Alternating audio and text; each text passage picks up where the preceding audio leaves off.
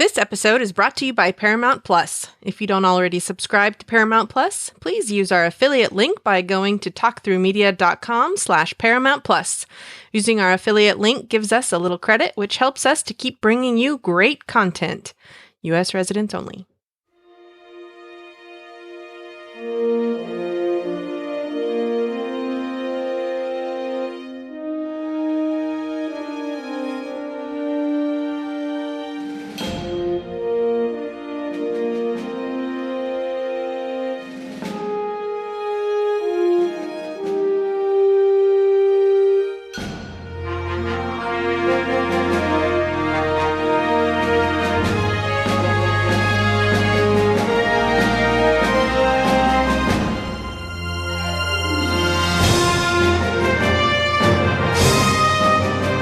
Hello and welcome to episode 73 of the Star Trek Discovery podcast. I'm Brian. And I'm Ruthie. And tonight we'll be covering season 4, episode 12 of Star Trek Discovery. What episode is this of the season? Your favorite word? Oh, it's the penultimate episode. I always have to give you that. The penultimate episode of season 4, episode 12, titled Species 10C. But before we get started, of course, it's been a while since we've released a Discovery episode. We finally got back to it and recorded a Picard episode last week, which, if you're not a Patreon subscriber, you have not had access to it yet at the time of recording here, but you will very soon. But Patreon subscribers get early access to our episodes, usually within 24 to 36, sometimes 48 hours of release. The last one had some issues with it, so me and my new space, it took a little bit longer to fix certain things. It's a little bit better in here, I think, tonight, but there's still some echo. But you shouldn't hear too much of it before when you hear it on your feed. But there's still some echo in here. Anyway, you get it early versus everyone else. So if you want to go and get that, you can go to patreon.com/Brian and Ruthie to sign up. As little as $1 a month, and that helps cover the things like website hosting and maintenance and audio tools that we have to pay for regularly and stuff like that. So before we start covering Species 10C, season 4, episode 12, we did get some additional feedback and some comments about season 4, episode 11, titled Rosetta. But let's open hailing frequencies. Okay, so let's see. We got feedback from Brian from Colorado. Ruthie, you want to take that one? All right, Brian from Colorado says, I rate Rosetta 8.5 out of 10 alien nurseries. This was an improvement over the past few episodes, which felt poorly written to me. Yes, Rena was in the episode. It was also interesting to see Saru in an EV suit on an away mission. No, the book and Tarka subplot of sneaking through the ship and eavesdropping was lame. I continue to be dismayed how Book just succumbs to everything Tarka says without thinking for himself. Hold your horses. Spacesuits have air intake ports? That seems risky. That's true. That's not very smart, is it? Oh my goodness. And his feedback is, reflecting back on the season so far, it feels so mediocre to me. I'm not even motivated enough to articulate all of my criticisms, many of which you have discussed on the podcast already. I just feel like the huge budget with amazing cinematic visuals doesn't amount to much when the stories aren't engaging or well thought out, and most characters are dealt with in fairly superficial ways. Plenty of other shows out there, e.g. The Mandalorian, Book of Boba Fett, do great in the serialized short approximately 10 episode season approach in vogue now, but for some reason, Discovery just isn't thriving like it could in that model. I feel like Discovery, as it's being executed, needs way more episodes per season to spread out plot elements over greater time to let everything feel more earned. I have to agree with that for the most part. I'm not really a fan of how things have been progressing, I guess. And we also have feedback from James, the Augmented Sailor. He says, Rosetta gets 9.4. When you have to power through, nothing beats the bitter elixir of Klingon warriors. I don't know if I get that one. Yeah, that's what Reno said. Oh, okay. It's been a while.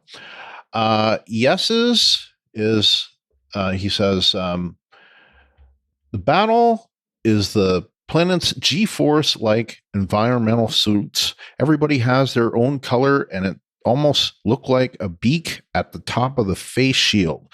So old school anime here, they just needed some feathered capes.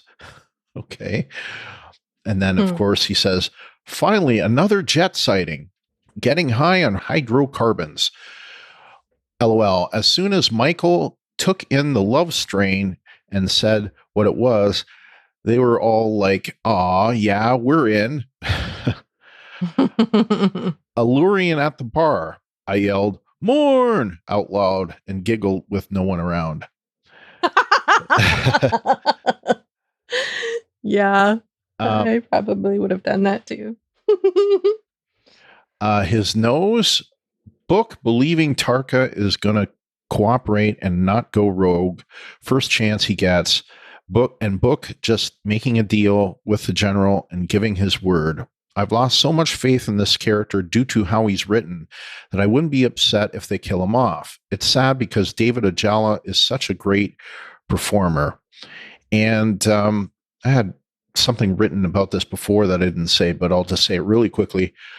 Because I should have said it the last time we were covering Discovery. It doesn't make a lot of sense with Book just believing everything that Tarka says. And of course, the worst part about it is he continued to make agreements on behalf of Tarka without talking to Tarka about it, and then expecting Tarka would just fall in line. And we have seen time and again that Tarka just doesn't fall in line. He just does the opposite. So that I think was, kind of dumb in my estimation. Yeah, I have to agree with the whole him believing just believing everything that Tarka feeds him thing. I don't know. I am not a huge fan of the way that his character has been written, and every single thing that has happened from here on out, I kind of have been just rolling my eyes at, which is irritating and unfortunate. So. Then he says, Tarka kidnapped Jet. That's it. He needs to die. You don't with my Jet. His hold your horses. I want to know what's with the almost Klingon-like BDU's battle dress uniforms for the away mission. I hope they don't decide to wear those for first contact. A little bit imposing, if you ask me. If a delegation from a new species came at me like that, my threat ganglia would be up, and I'd think they'd want to fight. I feel like the issue with the initial hydrocarbon strain was just too short to make it necessary. They beat it so quick that it created almost no tension. And then in final words, he says, I like this episode, warts and all. We're advancing story to its resolution. I'm not going to hold my breath for the last episodes to finish strong, but I'll take this episode as a win. It was fun. It wasn't too plotting. There weren't that many unnecessary kumbaya drum circle in the middle of the galactic crisis, except for the love strain, but they were high.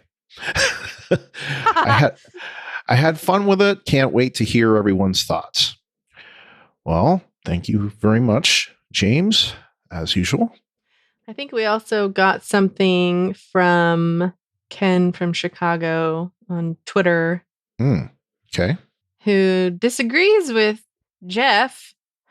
Apparently, Jeff was not happy with our season 4, episode 11, but Ken said, another great episode of Star Trek TTM. Thanks, Ken. This season's threat requires max speed to respond to. Next season, once the fleet has spore drives, they can deal smaller crises that the rest of the fleet can help. Oh, I'm sorry. That was hashtag to be fair to Star Trek Discovery. This season's threat requires max speed to respond to. Yeah, maybe, but that's not the only time that I was upset about that. His previous, I don't know, that was on March 6th. And then on March 11th, he said, in your review of Star Trek Discovery's Rosetta, a feedbacker said a lot of criticism was raised that Burnham and her ship always keep happening to be the only ones to save the day. Yet similar complaints were not raised about Kirk or Picard. How does Burnham differ? I have gone over this ad nauseum, and I don't want to rehash it. So you heard what I said, Ken. I stand by it. He says the feedbacker said, oh, here we go. Here's more.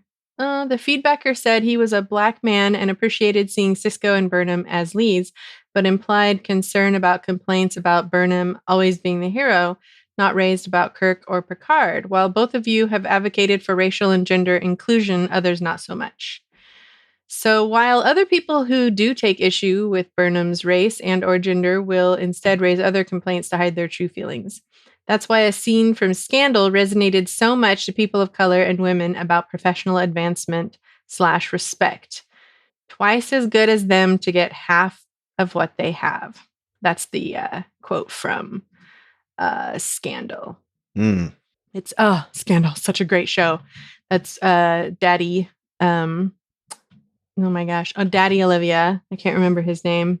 Olivia's daddy was saying that to her. You have to be twice as good as them to get half of what they have. All right. Then he goes on to say, that all said, the writing keeps putting Burnham and her ship as the only ones to save the day. Vulcans never shared their Vulcan hello. Captain Georgiou refused to retreat, though outgunned. Speed needed to stop Control and DMA. Romulans didn't share black hole warp after the burn. Now imagine season 1 showing other ships battling the Klingons throughout the season. Season 2, other ships scanning for the 7 Red Angel signs and Discovery meeting them to collaborate. Season 3, convincing Navarans to share black hole drives, tech / ships.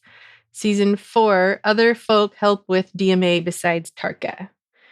Sure, Burnham and Discovery would still be pivotal in saving the day. The show is Star Trek Discovery, but they would be doing so as part of Starfleet. Kirk, Picard, and Sisko did many things solo, but still worked with others when needed. Also, I'd like to see more of the bridge crew. Whew. That was a mouthful, Ken. Thank you. I didn't see all that when I just saw his very first tweet, but then he replied to himself over and over again, and I was like, oh my gosh, it just keeps going. Thanks, Ken. That was funny. I hope that made sense. If it didn't, find Ken from Chicago on Twitter. Go read it and see if you can make sense yourself. I don't know.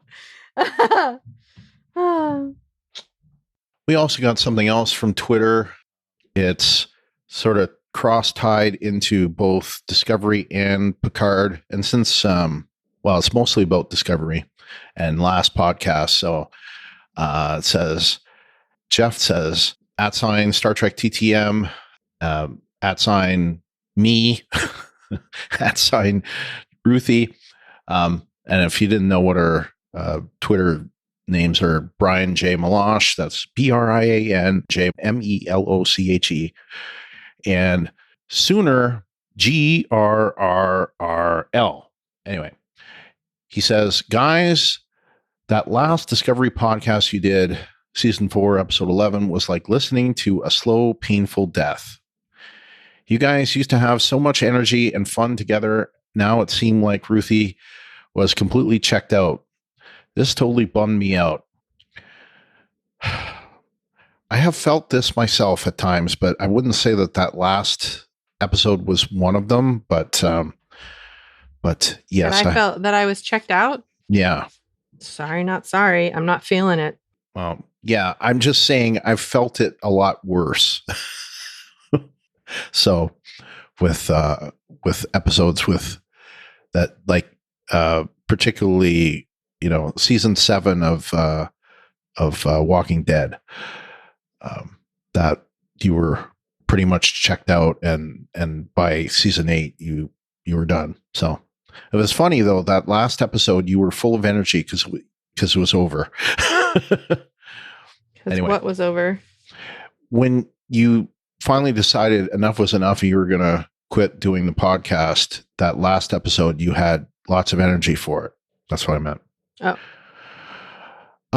Jeff continues. He says, I miss the old days with LT, Jeff X-Force 11, James the Augmented Sailor, Fred, someone who I don't recognize, so I don't think this person contributes, but the Green Butterfly, Rick from Cleveland, etc. This podcast used to be fun. Now everyone is gone, and I feel bad that I bailed out this season too. Oh, hope you do Picard cast. It's a much better show. Well, okay, I'm gonna just elaborate here. So LT, he never bailed out. He's just been busy doing the Walking Dead talk through, so that's why he hasn't been giving in feedback. But he definitely does still listen. We talk to him about the show all the time. Jeff X-Force 11, we get feedback from him, as do we James the Augmented Sailor. Fred, we haven't heard from in a while, so I assume he doesn't listen to us anymore. We have heard from Rick from Cleveland, so they're just not, people aren't feeling it so much for this season. So I don't think it's so much that they're not listening to us as much as they're not feeling it so much for the season. And I feel like, we talked about it a little bit last episode. Like Ruthie, you were saying that for you, you've liked this season more than you liked last. And I would say that's true for me as well. But it has been uneven, and, there have been some issues with it. But we'll get into it for this next episode. Justina, that's her name. Justina Chave. That's the Green Butterfly. Oh, okay. And she never listened to our podcast. Okay. Sorry, I was looking up her name. I was like, man, I know who this is. Like, why can't I remember her name? Hi, Justina, if you're listening. And then he says, are you guys done? Is there going to be a Picard cast? Well, hopefully by the time you have picked this up, you would know the answer to that. Yes, there is. And I explained it last week. And anyway, now that Ruthie and I are in the same town, hopefully we'll be recording a little more than we were. But anyway, so hopefully we will be recording more. Right now we're trying to catch up. So, and we're going to try to record 2 episodes tonight, but it doesn't look like we're going to be able to because I had some technical issues. So, but we're going to try to do another one tomorrow. All right. We got some feedback on YouTube as well for this episode. You want to read that, Ruthie?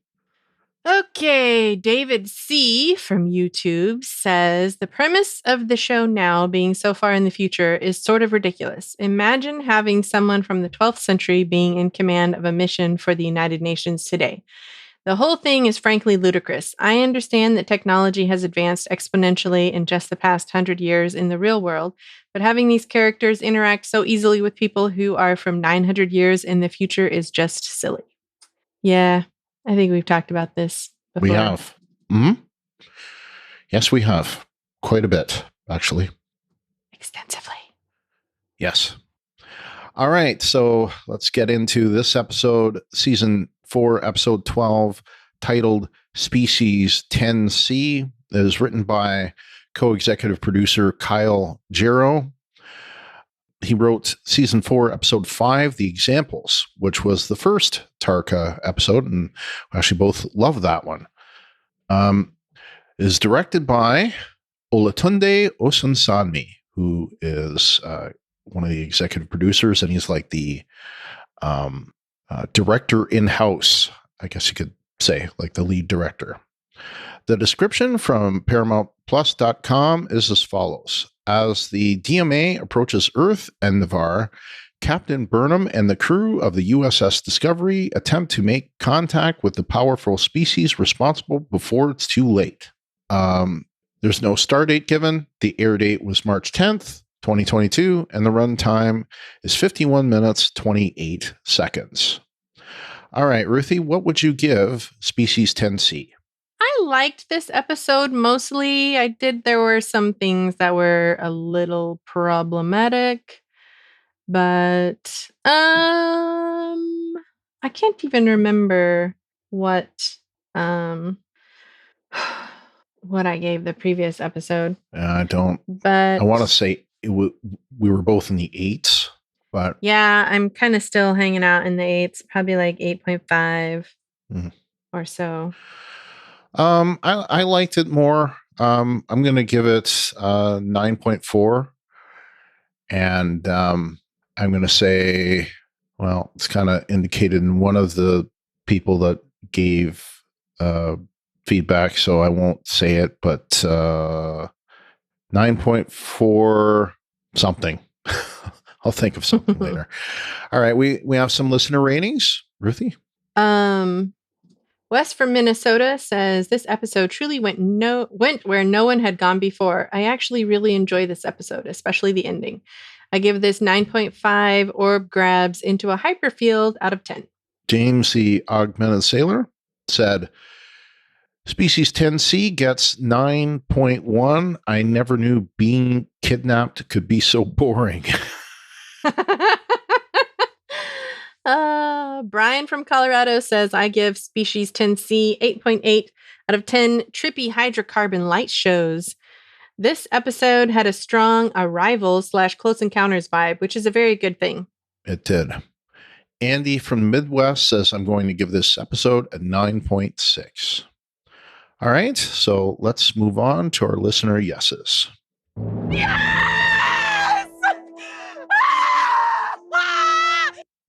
Wes from Minnesota says, yes, the Reno backstory was finally given some context. She actually played a major role in this episode, and I loved it. Book is coming around, though he may have lost his humanity a bit when helping Tarka, but I think he probably won't survive the season. I'll be happily proven wrong if he does survive the events of next week's episode. James the Augmented Sailor says, yes, looks like the writers saw Close Encounters of the Third Kind. Just needed the cheesy music to go along with the lights. Spock loves science and Michael loves math. They should have Colbert or somebody be like, I love social commentary next. LOL. Brian from Colorado says, yes to the storyline about trying to communicate was well done and truly exemplified what Star Trek is all about. Not all aliens will be humanoids with a similar concept of language, so I appreciate Discovery's attempt to convey this. I also really enjoyed having Jet Reno featured so heavily. It's about time. I'm glad Book came around to reason thanks to her persuasion. Brian, I 100% agree with everything you said there. 100%.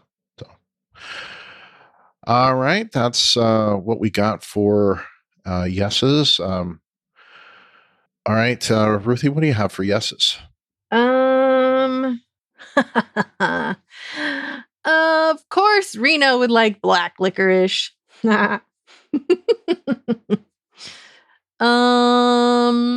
I liked math is the universal language. It's true. It's hard to go wrong with 1 + 1 = 2. They're finally using the personal transporters on the show the way they were intended. I think the way that they should have maybe is the right way to say that. But it seems like everybody has been like running around to, different decks and all that kind of stuff when they should just be like in mid stride transporting somewhere, which is, I think, what they finally started to do. And I was like, all right, this is good. This is what they should be doing. Yeah, it always bugs me when you see them, beaming where they're like walking around and then suddenly they're not walking around. It's like, that doesn't make any sense. You'd think that, like if they're, I don't know, climbing a ladder or, on the side of a cliff and they get beamed, they should immediately fall from where they, it shouldn't them be rematerialized in another position to me. Anyway, that's my thought. Let's see. Gift giving can be culturally complex. Very true. Yes. I mean, when you have no frame of reference, you don't really know how to do or say anything, like you don't really, they have no real way to reach some kind of common ground or whatever. That's why math is the universal language. So yeah, math. I thought the use of math in this episode and the next one was really good. It made sense to a point. Later on, it doesn't make sense, but made certainly in the first episode. Their ability to like communicate in small thoughts, and that made a lot of sense to me. What else you got? Dum.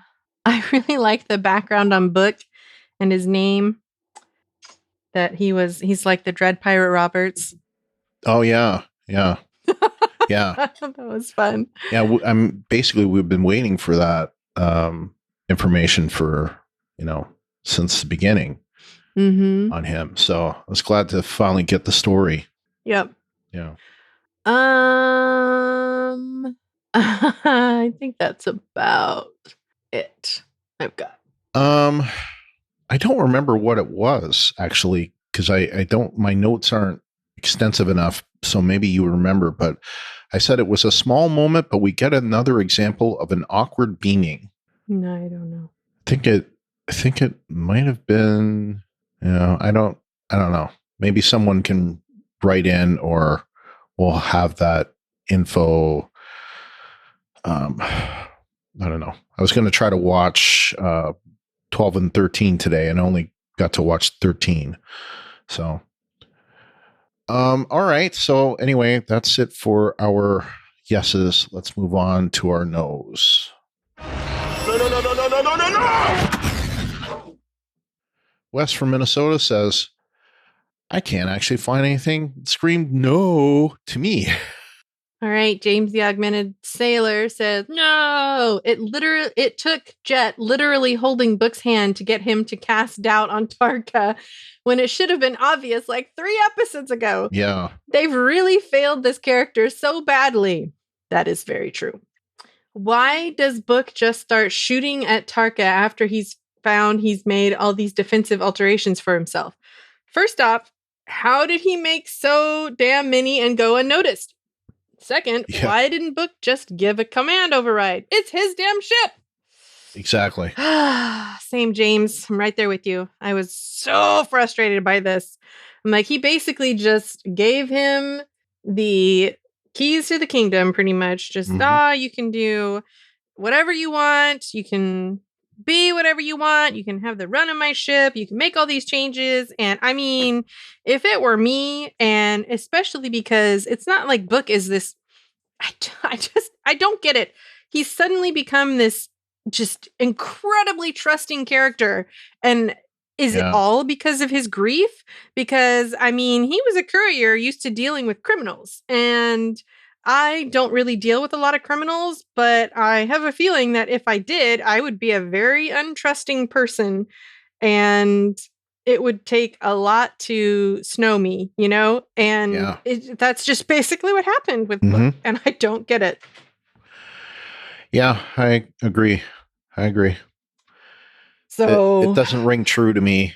You know, it's like there's grieving, and then there's like naivete, and I don't see I don't see Book being a naive person. I see him being a, you know, well-schooled, street smart kind of person that, you know, wouldn't fall for Tarka. You know, and the way he falls for Tarka this season is just crazy. It's just ridiculous. Yeah. And I mean, I get it. Grief can make you do and feel all kinds of crazy things, but does it make you change your character all the way? Like do a 180-degree flip? I mean, maybe, but I don't know. It doesn't seem, I don't know. I'm just having a hard time buying it. Yeah, I am too. Brian from Colorado says in his nose, well, he has the one no, sorry. The overall storyline for this episode was extremely predictable and full of tired tropes. It's further evidence of lazy writing by the show creators, although it was executed well. So I give the episode a slight bump in my rating compared to last week. Yeah, I kind of felt this way too. Tired tropes. But this cast was stellar, and they did the best they could with what they were given. Yeah. Yeah, I tend to agree with that.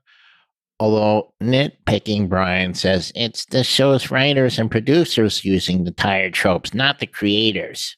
So just so you know, the creators like are Kurtzman and Brian Fuller, who's not Fuller is not involved with the show at all, pretty much at this point. Kurtzman obviously is, and he was a co-showrunner, you know, season 2 and 3, but in season 4, I think he stepped back and he's just, you know, like at the Rick Berman level, kind of overseer of the Star Trek universe and letting other people run the individual shows. So I think it's just Michelle Paradise now who's the showrunner. And but that sound you hear is me slapping nitpicking Brian for seriously splitting hairs. I knew what you meant, Brian from Colorado. Yes, well. Illogical! Illogical! Illogical! Illogical! I just wanted to play that. What oh my goodness. What no's do you have, Ruthie? I mean, I think it's pretty well been covered. They're either no's or hold your horses. So I'm going to save most of them for hold your horses. I can't really think of anything that is a serious. Yeah. I mean, they were mainly just. The main thing that I had was what was already talked about, which was, you know, about the whole Tarka, you know, bamboozling book. That, you know, it really has gone past the point of believability, I would say. So yeah, they are sure beating that dead horse. They definitely are. Let's move on to our favorite character who's not really on the show anymore, and time for her. Hello, this is Captain Tilly. What the hell? What the hell? Hold your horses. How can you not hold your that? Horses? I don't know. I love that. I mean, if you think about, if you remember the context of that, she's talking in the mirror universe to a captain, and she's a cadet. And anyway, every time I picture that scene. Anyway, it's just magic. Yep. For Hold Your Horses, we start with Wes from Minnesota. He says, the way the episode ended, it left me wanting more, which is a good thing to experience. Okay. All right. James, the Augmented Sailor, says, has Jet not listened to our conversations on black licorice? It's bad for you. No, Jet. Bad Jet. LOL. Oh, that's funny. We can't communicate with him, so let's bribe him with a tiny amount of boronite. Wouldn't they just be like, well, thanks, but there's a lot more that the DMA gets for us? Didn't make a lot of sense to me that this would work. I disagree with you there. I think when you're dealing with a completely foreign entity that you have no frame of reference for, providing something that you know they're after is, I mean, as I repeated from whoever said that, gift giving can be culturally complex, which is true. But the point of it is, hey, here's something we think you like. Not we're trying to provide you with something that we know you're after. It's trying to like find a frame of reference. Hey, we saw you were after this. We've got some, so we know you're kind of, we kind of like get what you're looking for. Not really like I'm trying to provide you with a source of boronite. That's not really the way I think of it is like, oh, this first sample's free. Yeah. Yeah. First taste is free, then it'll cost you. Yep. Oh my gosh. Yeah. A species that could literally wipe you out in a second presents you with a chance to talk further and even constructs something that accommodates your necessary environment, and Michael feels like things are slipping through her fingers. I would think there would be a bit more happy excitement and cautious optimism than apprehension and worry at that point. Yeah, I agree. Mm. Brian from Colorado, he says, Hold Your Horses. The ending of the episode was too abrupt. It wasn't even a cliffhanger. It just stopped. I don't know. I watched it with this Hold Your Horses in mind, and I didn't really find that it did that. So I'll disagree with you on that one. All right, Ruthie, right, for your Hold Your Horses, what do you have? Did no one notice that Ndoye just walked away? I mean, she just turned around and like, yeah, I was like, what? Yeah. I mean, hey, where are you going? We're kind of doing something here. Yeah, I'm surprised no one mentioned this until now, because I really, and I didn't even write this down myself. But I had a problem with this one myself. But the other problem, did her tampering with the drive, did that happen this episode or was it the next episode? It was the next episode, wasn't it? No, it was this episode. Was it? Yeah. Okay. That was the thing that really didn't make any sense to me. Tampering with the drive.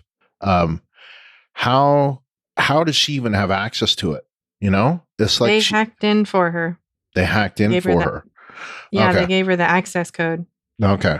Remember, he impersonated Book and said, and like basically told her, hey, it'll all be okay. Here, use this access code to get in. Oh, okay. That makes sense. I missed that. Because I was like, how does she even have access to that? But Book would have access to it. Well, I think it was Tarka that did it. Okay. Because I don't even think Book would have access to that kind of sensitive stuff. Even if he is the captain's girlfriend. I think Tarka hacked in. Well, yeah, but he had access to I don't know what level of access he had on the ship, but he definitely did have some kind of engineering access, because he's definitely done stuff on the ship. So yeah, but mostly supervised. I mean, He might have had like sure access to sensitive areas, but I don't think he had like command codes or anything like that, which is basically what she needed to be able to do that stuff. Right. What else you got?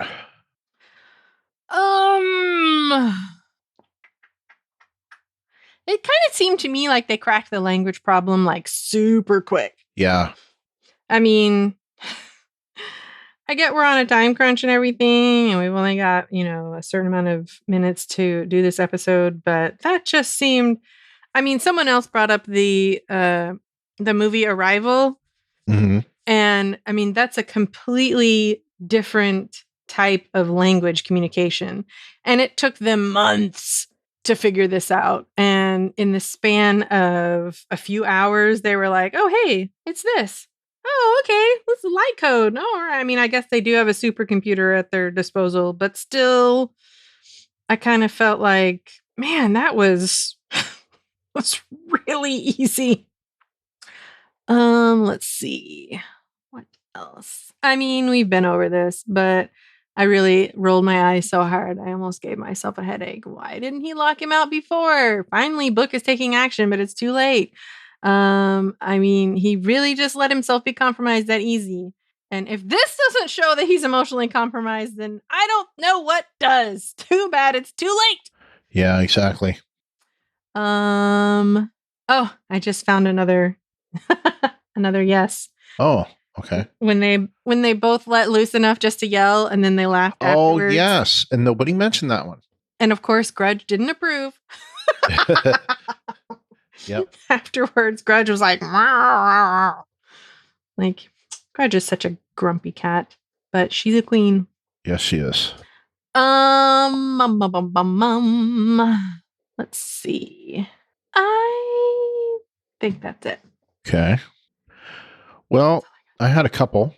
The big one I had was one that really bugged me, actually. It was the overuse of close-ups.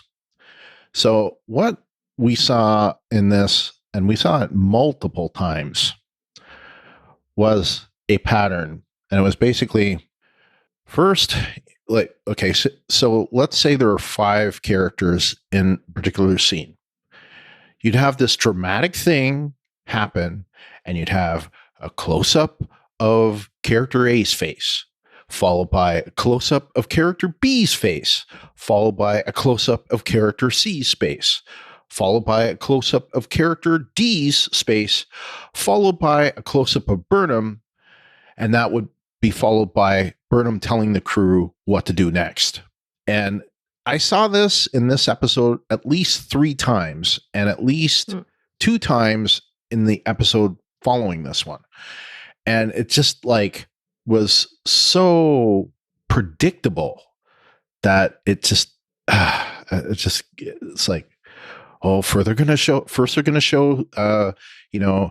Tarina, then they're going to show Saru, then they're going to show President, what's her face? I can't think of her name. Rillick. Then they're going to show the goofy guy that eats all the time. And then Hirai. And then they're going to show General Ndoye. And then they're going to show Burnham, and then Burnham's going to say what they're going to do. And it's just like they did it over and over again. And they did it on the bridge, same thing. They'd show Nilsson and what's his name? Reese and Detmer and Washington and Christopher, and then Burnham says something, and they go into the orb or whatever it was. So it's like over and over again the same trope, and it just got really annoying and repetitive. So I wanted to bring this up. And also in engineering, there's this one scene where Adira calls Stamets Paul when they're looking for him in engineering, I think. And I thought that it's either they were looking for him or they were looking for Reno. I don't remember if I said him, but I don't recall for sure if it was, I want to say it was Reno, but my notes here says looking for him. Anyway, it didn't feel like it was appropriate in the context to call Stamets Paul. It should have been, Commander or, Stamets or whatever. To call him by first name didn't seem appropriate to me. That was my take. So that's all that I have for Hold Your Horses. So let's move on to our feedback section and open hailing frequencies for the second time. Okay, so we have we have one voicemail this week, and it's from Jeff, X-Force 11, of course. Hello, Star Trek fans. It's Jeff, X-Force 11, leaving my feedback about Discovery Species 10C. This was interesting, looking at communications and how to communicate with a species. We've done this before with Star Trek, but I think this was a novel way of trying to look at communication in a new way with a totally different species. And I am ready to see what happens next, because I think that this has been a very interesting series character-wise, and I am wanting to know how this is going to play out, because so much is built about communication and relationship that there's got to be some way to communicate relationship and just the complexities of that to Species 10C. So I am anxious to see what they're going to do next week. All right, those are my thoughts. X-Force is out. Thanks, Jeff. Thanks, Jeff. X-Force 11 for your feedback yet again. Keeping that streak alive. I don't even know how many this is now. I lost count. I think it goes back to... I think it's since the first season of Picard, I want to say, that Jeff has been sending us feedback in. And I know he missed one episode of Prodigy, but aside from that, I don't count that because I don't host the show. But aside from that, he did. He's done season 3 and season 4 of Discovery, all of season 1 of Picard, starting with season 2 of Picard, and both seasons of Lower Decks. So that's quite a bit. Yep. So yeah. Good Anyway, job. Good to hear from you as usual. Do you have anything you want to elaborate on from Jeff's feedback? Nope. I don't either. But thank you so much. And let's move on. James, the Augmented Sailor, is next with his feedback. All in all, I liked this episode, and I've really liked the last 3. I still have my issues with some of the writing in the show when it comes to character and story arcs, but with one episode to go, they actually have the chance to wrap this season up on a high note. Here's to hoping. Can't wait to hear everyone's thoughts. Yup. I guess we'll find out what happens next soon. Yep. Everybody already knows. All right. Next, we have Andy in the Midwest. He says, I'm sure there are things I could criticize or nitpick, but overall, I really enjoyed this episode, and I'm choosing to focus on that. This is the reason I watch shows, after all. Humanoid aliens are the norm on Star Trek, and that allows for a lot of good storytelling, but it is nice to see outside-the-box aliens every once in a while. I enjoyed watching them figure out the communication. This type of thing is what Star Trek is all about. I'm glad we got more of Jet. I laughed when Book gave her a single piece of licorice. If I asked someone for licorice, I'd expect at least a handful. Yeah, that's true. A single piece is kind of like, gee, thanks. Anyway, he says, looking forward to next week's finale. And for the record, I don't support this podcast's mass denouncement of black licorice. I'm a fan of black licorice. In fact, when I was driving here from I think from Tampa to Oklahoma, I had some black licorice. So, and I think I also had it when I drove from Tampa to Michigan. I know for a fact I had it from Tampa to Michigan. Anyway, I like black licorice. I don't, you know,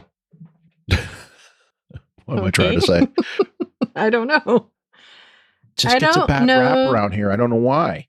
I don't know that I You know what it is? dis. It's like black licorice is to red licorice what Vegemite is to peanut butter. They're both Australian things, and well, not exclusively, but I know black licorice is kind of an Australian thing, and a lot of Australians hate peanut butter. So anyway, and I think red licorice is largely a U.S. thing, and it has no licorice in it. Anyway, Well, licorice is anise right? flavored. Yes. And I don't know. I mean, I don't know that I dislike black licorice, but I'm definitely gonna pick a Twizzler, Well, a cherry flavored Red Vine, Twizzler. and that's another thing. To me, red vines taste like wax.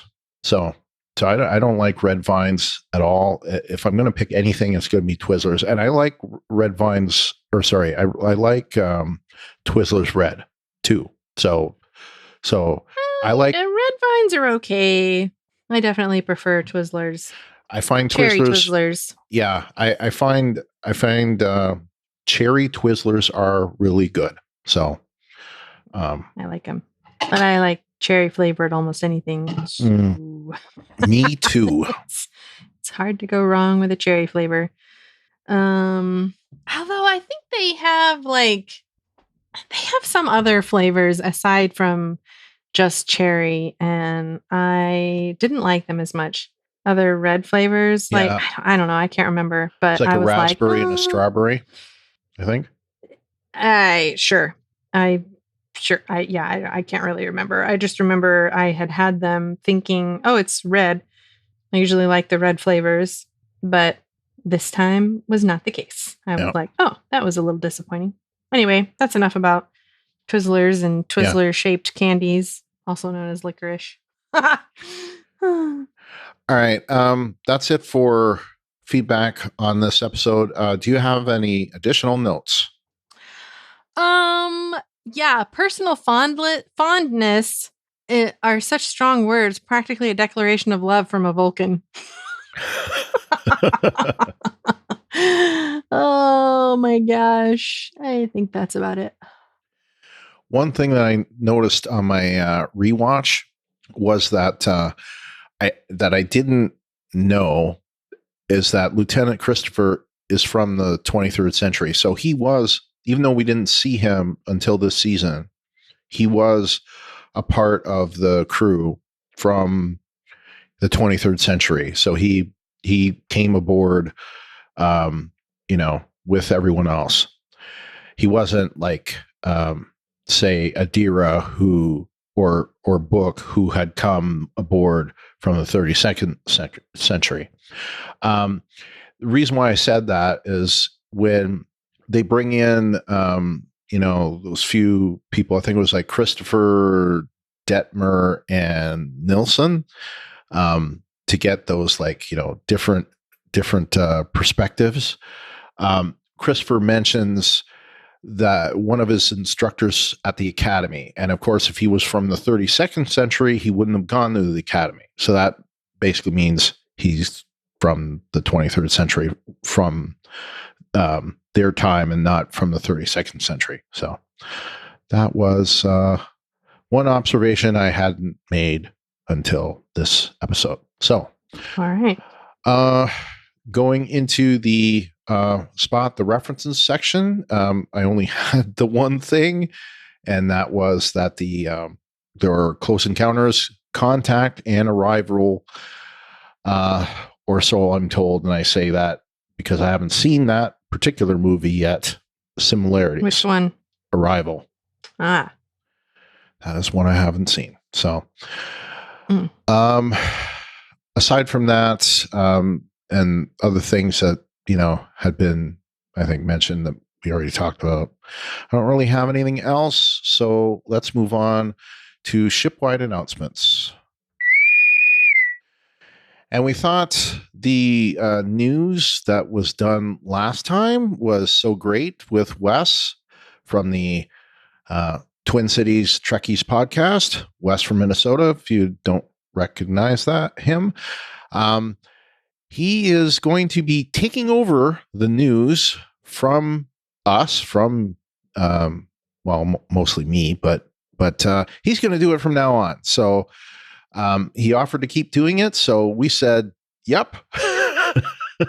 And especially given the fact that the way things went on with the move and how it just kept going on and on and on, this has worked out quite well. Now, what you should know is that the news that he's going to give is fits in with the time the episode came out. So this episode came out on March 10th. So the news is appropriate to that week. So we're going to be behind on news for a little while. Just keep that in mind, and we'll eventually get caught up with news. But anyway, here is the news for that week. Thanks, Brian and Ruthie. I'm Wes Hinton, one of the two co-hosts of the Twin Cities Trekkies podcast. This week's episode of the Radio Room focused all on Q. Host Will Wheaton interviewed John Delancey and talked about his appearances throughout the franchise. They talked about certain things regarding Q this season, how he got back into the role for the first time since Voyager in 2001, even though he had a cameo appearance in Lower Decks. They also mentioned about the production values regarding the episode Penance, which was Picard episode 2 of season 2. They talked about certain aspects of the production, about how they designed certain aspects of this hellish future of the Confederation of Earth, including some of the props they had designed and their costumes. And they also talked about the painting of the alternate Enterprise D, which was not called the Enterprise. It was called the World Razor, Razer. Will Wheaton did announce that the next episode of the Ready Room will be focusing on Discovery's season 4 finale, and also had a sneak peek at episode 3 of Picard season 2, which TrekCore.com found out the name was called Assimilation. Here's what's making news this week in the Star Trek universe for all you Talk Through Media Star Trek podcast listeners. We have lost another member of the Star Trek family. Laurel Goodwin, who appeared as Yeoman J.M. Colt in the original Star Trek pilot The Cage, passed on February 25th, but it was reported on March 7th by her sister Maureen Scott. She was 79. She first broke out into Hollywood, playing alongside Elvis Presley in the 1962 film Girls, Girls, Girls when she was just 19 years old. She played one of his love interests. Over the next decade, she would appear in such shows as The Virginian, Get Smart, The Beverly Hillbillies, and Mannix. But it was the role of Colt in the original Star Trek pilot that made her endearing to Star Trek fans. Her footage as Colt also appeared in the two-part episode The Menagerie later on in the first season. IGN was kind enough to provide 7.5 minutes of gameplay footage from the upcoming Star Trek Resurgence video game set for release this spring. The video, which can be seen on YouTube, shows a briefing between Ambassador Spock and the senior staff of the USS Resolute. Jerry Ryan, who plays 7 of 9 in Picard, has tweeted out that filming of Season 3 has wrapped. She also made note that this is the end of the series as well. Her tweet reads as following, and just like that, it's done. That's a series wrap on Star Trek Picard. So surreal since Season 2 has just started airing. I can't wait for you all to see what's to come in Season 3. Huge love to our incredible cast and crew. What a journey this has been. A fan responded to the tweet, retweeted the tweet, and asked her if this was for sure the end of the series. She said, yes, it was always the plan to have only 3 seasons of Picard. So this will make the way for the Section 31 series that will be coming soon. 1 to 6 scale Star Trek figure company EXO6 is moving into the world of character accessories this year, as their long-awaited Enterprise E Captain's Chair replica is now available for pre-order. Set to pair with last year's release of the first contact version of Captain Jean-Luc Picard, the new Sovereign-class Captain's Chair is a 6-inch tall accessory meant to allow the 1 to 6 scale figures to sit comfortably in command, while allowing collectors to recreate the Enterprise E experience from the comfort of their own home. It is also built with USB power lighting and sound effects. Expected to arrive to collectors this August, the new 1 to 6 scale Enterprise E Captain's Chair replica can be pre-ordered on the website today for $195 with a $25 non-refundable deposit. After the Investor Day event kind of screwed everything up for the release of the trailer for Strange New Worlds, it finally dropped on March 9th. It includes Anselm Mount's Captain Christopher Pike, bearded and on horseback. It also included a voiceover by Rebecca Romaine as Una Chin Riley, aka Number 1, and also included some VFX shots of planets, of Vulcan City, and the Enterprise herself. Hero Collector from Eagle Moss Collections is unveiling an XL starship of the original USS Stargazer set for release in June. They've done this with other Hero starships over the last few years. This will be an XL version of the original ship that was originally released back in 2014. Also announced was the official Statuettes collection, a line of 8-inch character releases showcasing well-known figures throughout the Star Trek franchise, including Star Trek Discovery, Star Trek Picard, and Star Trek Strange New Worlds. The first release in this collection will be Ethan Peck's Lieutenant Spock, clad in his Star Trek Discovery Season 2 costume and holding his Starfleet Science tricorder. They will start being releasing later on in March. Denise Crosby's legendary Star Trek fandom documentary, Trekkies, is coming to Blu-ray this spring, as Shout Factory revisits the film 25 years after its original release with a newly remastered presentation and more. While the film is only set to be released on the Blu-ray format, the new presentation will be from a 4K scan of the original film material for a hefty upgrade to the DVD release. The film will be out on Blu-ray on May 24th. Trekkies 2, the sequel that was made in 2004, was recently made available for streaming on Paramount+. Chris Pine, who plays the Kelvin Timeline James T. Kirk, was out promoting his new project, All the Old Knives, when he was pressed about the aspects of coming back to playing James T. Kirk for the upcoming 2023 film. He said, quote, "Yeah, of course, I would love to. I'm thrilled. I mean, this is the best gig of all time. I'm so looking forward to reading a script. Looking forward to getting back to work. Looking forward to seeing the rest of the gang. Yeah." Then Variety caught up with him and asked him about the upcoming 2023 film directed by Matt Shackman. They asked him questions about how did you hear about it, and he said, quote, "I think everybody was like, did you hear about this? We're usually the last people to find out, but I do know that we're all excited. Whenever they want to send us a script, we're ready for it." Pine did say that they have not seen anything regarding a script for the upcoming 2023 film, and they don't know anything about what they're planning to do with the characters for this upcoming film. He concluded by saying that he loves Star Trek and can't wait to get back together with these people. According to him, they've been together for 15 years. However, he has also stated that he wants to have Star Trek 4 filmed in Los Angeles. That may, however, prove difficult for Carl Urban, who plays Dr. Bones McCoy. He stated that he is currently filming the Amazon Prime series The Boys in Toronto. Even though he said he is excited about returning to the role of Bones, it might be difficult for him as The Boys is filmed in Canada. However, if Star Trek 4 were to be filmed in Canada, it might be easy for him. In The Boys, Carl Urban also sports a beard. That might prove difficult to get rid of in the fourth Kelvin Timeline film. However, DeForest Kelley's version of Bones McCoy appeared on the Enterprise transporter room pad in Star Trek The Motion Picture. Star Trek Picard production designer Dave Blass posted on his Instagram account some close-up views of the skulls that were seen in the most recent episode of Star Trek Picard entitled Penance. They included the skulls of Sarek of Vulcan, General Martok of the Klingon Empire, Gul Dukat of the Cardassian Union, and, shockingly enough, there was also Grand Nagus Zek, who was played by Wallace Shawn in Star Trek Deep Space Nine. Also were included was a brand new alien species created especially for the episode and named after showrunner Terry Matalas, as well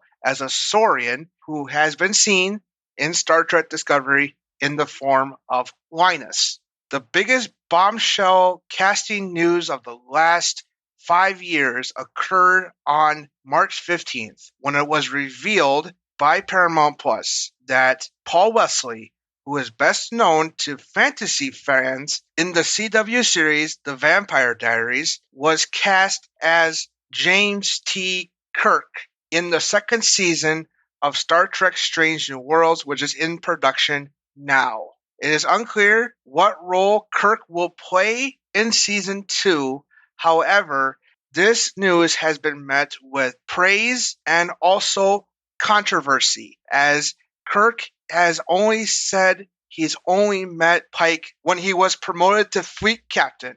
That was dialogue spoken by William Shatner in the episode The Menagerie. Wesley is but the third actor to play the role of James T. Kirk, following Chris Pine from 2009 to the present, as well as William Shatner, who played him from the beginning in 1966, including the second pilot in 1965, to the end of Star Trek Generations in 1994. Shatner has also tweeted out his support, thanking him and hope he does well in the role of James T. Kirk. Wesley retweeted and responded, "Thank you, my friend." Twin Cities Trekkies is a weekly podcast dedicated to everything Star Trek. My podcast co-host Mackenzie Flickinger and I talk about everything from the original series all the way to the upcoming Strange New Worlds. New episodes are released every Wednesday. You can find Twin Cities Trekkies on every platform you can think of for podcasts. Our social media handles is TC Trekkies Pod for both Facebook and Instagram. You can also reach us by emailing us at tctrekkiespodcast@gmail.com, or you can leave us voice messages when you find the podcast at anchor.fm/Twin Cities Trekkies. Well, thank you so much there, Wes. That was a handful, or should I say mouthful. And I will also say,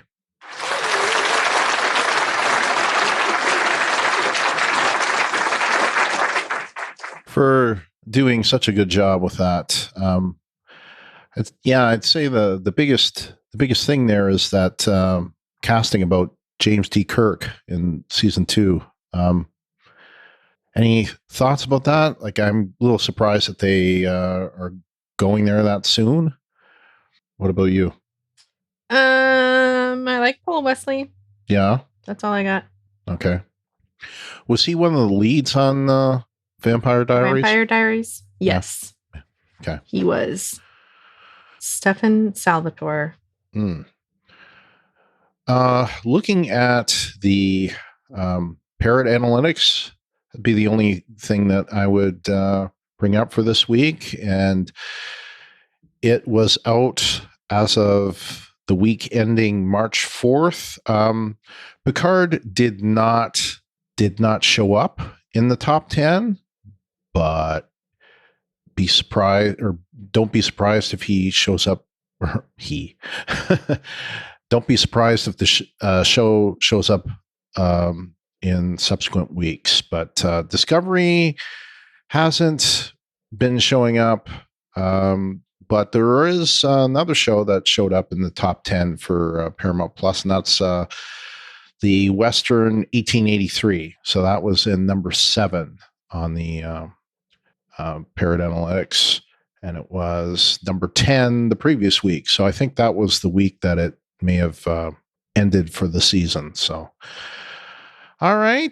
To submit your theories and feedback, go to talkthroughmedia.com/feedback, where you can submit text or audio. You can call 216-232-6146 and leave a voicemail. You can email us at StarTrekDiscovery@talkthroughmedia.com. And like most people, you can post in our designated episode thread in our Facebook group, which is at facebook.com/groups/Star Trek TTM podcasts with an S at the end. If you would like to support the podcast, you can like our page on Facebook. And while you're there, write a review. You can follow us on Twitter and Instagram at Star Trek TTM. Share us on Facebook and retweet us on Twitter, especially when we post that the new episode is out. You can subscribe to the Talk Through Media YouTube channel, which is where you'll find our newest episodes first.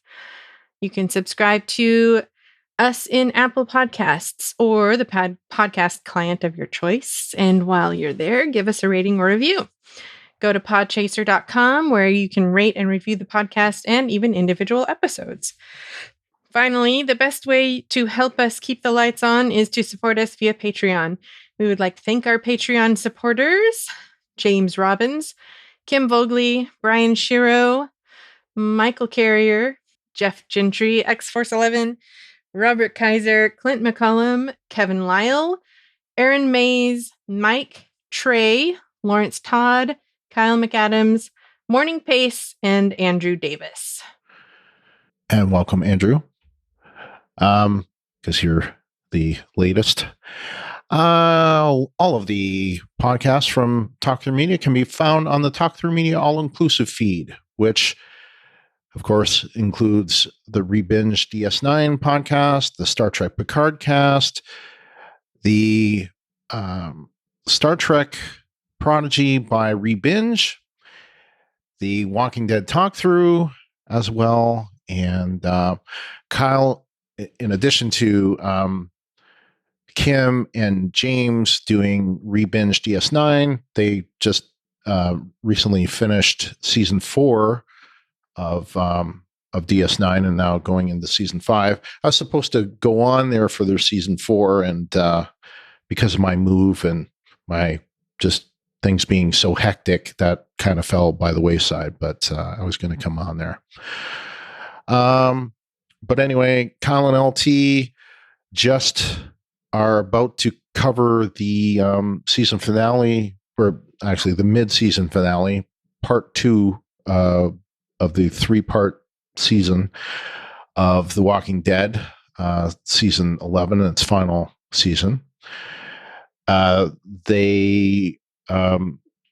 the last one that's out as of this week is season 11, episode 15, but probably by the time this comes out, episode 16 will be out, and I believe next will be covering the Fear the Walking Dead. And I don't know if they're planning. There's a single episode that came out this past week called Dead in the Water. I'm not sure if they're planning to cover that or not, but that also came out. And the next week of the Star Trek Discovery podcast will be the season finale of season 4. It's episode 13. It's titled Coming Home. It's written by the showrunner Michelle Paradise and directed by Olatunde Osunsanmi. And the description from ParamountPlus.com is as follows. In the season 4 finale, the DMA approaches Earth and Navarre. With evacuations underway, Burnham and the team aboard the USS Discovery must find a way to communicate and connect with a species far different from their own before time runs out. As far as Star Trek Picard, the next episode of that is season 2, episode 2, which is titled Penance. And the description from CBS.com is as follows. Picard finds himself transported into an alternate timeline in the year 2400, where his longtime nemesis Q has orchestrated one final trial. Picard searches for his trusted crew as he attempts to find the cause of this dystopian future. And I'm going to just skip the writers and directors, although I know it's directed by Doug Arniokoski, and the co-showrunners are involved, and Michael Chabon is involved in the story, I believe. So, and possibly Christopher Monfett, but I don't remember the specifics. So, oh well. So until next time, I'm Brian. And I'm Ruthie. Peace and long life. Live long and prosper.